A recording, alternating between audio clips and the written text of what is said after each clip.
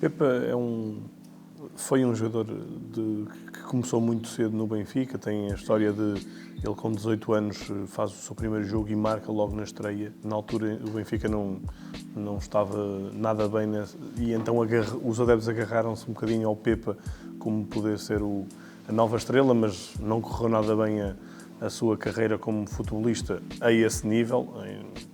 Foi jogador, mas um nível médio. E depois, quando aparece como treinador, foi um treinador que foi subindo aos poucos em Portugal. Passou por alguns clubes de divisões secundárias, como a Sanjoanense, como o Feirense, e depois teve as portas abertas na Primeira Liga. Notava-se que era um treinador diferente, com acima de tudo um discurso muito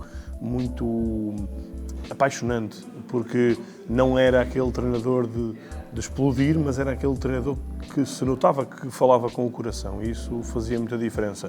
E isso sempre foi uma das imagens de marca do Pepa. Foi sempre subindo aos poucos. O último trabalho que ele teve foi no Vitória de Guimarães. Antes disso tinha sido no Paços de Ferreira, e nos dois ele conseguiu o acesso às competições europeias, o que foi considerado um bom trabalho em ambos os casos. O Pepa joga quase sempre em 4-3-3. Teve uma vez ou outra que passou a jogar que jogou com dois avançados, se bem que sempre um mais à frente e outro mais atrás. A matriz dele não muda muito, é sempre esta ideia que ele passa. São equipas normalmente que são sóbrias, não são equipas de ficar à espera, também não são equipas de estar o tempo todo com a bola, são equipas objetivas, que criam bastantes oportunidades, que o estilo de jogo é atrativo, mas eu acho que a parte mais positiva do Pepa é a parte mental. Ele é um treinador que, quando chega, consegue rapidamente mexer na cabeça dos jogadores, consegue ter uma mensagem positiva e consegue construir um bom balneário, mesmo não tendo, às vezes, as melhores condições em termos de contratações, mas ele sempre fez trabalhos melhores do que os plantéis que ele tinha podiam prever. Apesar de ter um bom conhecimento do que é um clube grande, por causa dos tempos de jogador no Benfica, mas ele próprio já falou que ele cometeu muitos erros. Foi alguém que, lá está, como eu estava a dizer, apareceu muito novo e depois deslumbrou-se um bocadinho. Ele já contou várias passagens, coisas que ele se calhar não devia ter feito, enfim, noitadas e etc. Mas ele, entretanto, cresceu, amadureceu e, como treinador, ele ainda não esteve num clube candidato ao título, mas já esteve num clube que em Portugal se pode considerar que tem uma exigência como um grande, que é o Vitória de Guimarães. Claro que não luta pelo título, mas é um clube que está sempre a lutar pela Europa e à escala acaba também por ser um bocadinho um clube grande, com uma massa adepta muito exigente, e o Pepa sempre teve a massa adepta do seu lado. Isso diz muito sobre o discurso do Pepa. Claro que ele também conseguiu resultados, mas o discurso...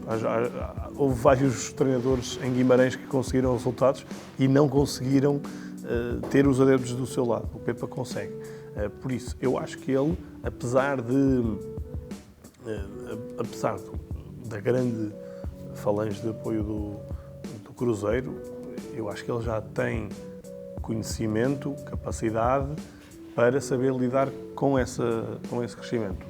A maior questão neste caso é a questão principal em todos os treinadores portugueses que nesta altura estão no Brasil, que é a adaptação a um contexto competitivo completamente diferente.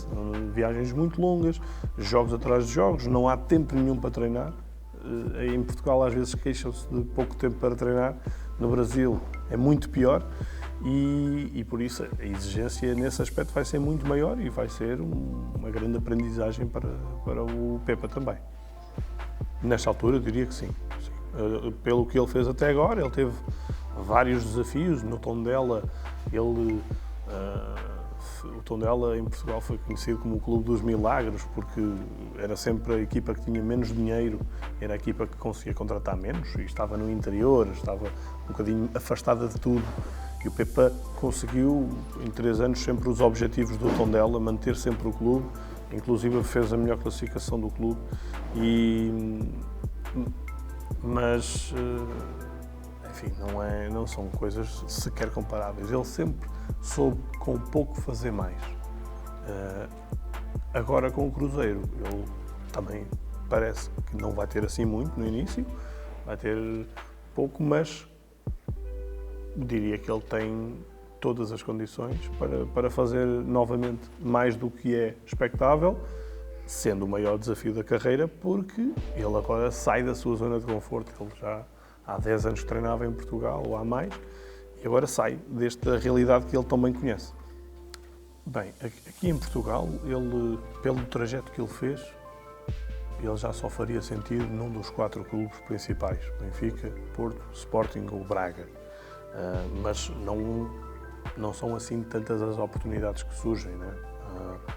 Apesar de nem todos estarem bem, esses 4 clubes, mas não se prevê que algum vá mudar de treinador para a próxima temporada. Por isso o Pepa, que está sem treinar desde o verão passado, só tinha o caminho de ir para o estrangeiro.